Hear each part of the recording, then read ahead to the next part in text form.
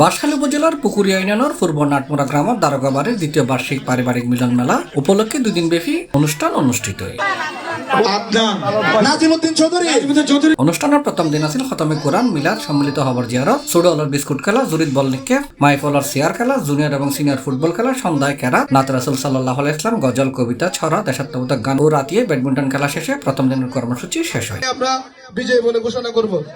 দ্বিতীয় দিনের কর্মসূচিতে আছিল মেজবান, আলোচনা সভা, দারোগাবাড়ির ঐক্য পরিষদের সদ্য সাবেক সভাপতি হামিদুল আলম চৌধুরী, বর্তমান সভাপতি মোহাম্মদ সাদাত হোসেন চৌধুরী সহ দারোগাবাড়ির মুরব্বীরা বক্তব্য রাখতে পরে পুরস্কার বিতরণ, লাকি কুপন ড্র অনুষ্ঠিত হয়। দারোগাবাড়ি ঐক্য পরিষদের সভাপতি সাদাত হোসেন চৌধুরী, দারোগাবাড়ি তরুণ ঐক্য পরিষদের সভাপতি ইমতিয়াজ চৌধুরী সহ পরিষদের সদস্য এবং দারোগাবাড়ির ব্যাক উত্তরাধিকারী হলের আন্তরিক সহযোগিতায় তৃতীয় বার্ষিক পারিবারিক মিলন মেলা অনুষ্ঠান সমাপ্ত হয়। আমাদের এখানে বলার কিছু নেই। আমার শ্রদ্ধাভাজন চাচা মাস্টার হামিদুল আলম চৌধুরী অনেক গুরুত্বপূর্ণ তথ্য দিয়ে গেছেন, বলে গেছেন। আসলে এখানে আমাদের কারো কোনো কৃতিত্ব নেই, কৃতিত্ব সবারই। আমরা সবাই মিলেমিশে এই মিলন মেলাকে সফল করতেছি, সার্থক করতেছি।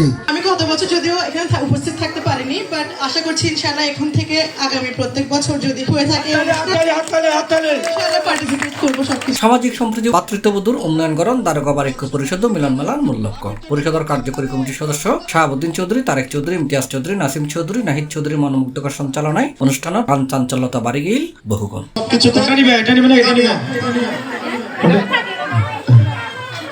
C+ TV, Chittagong.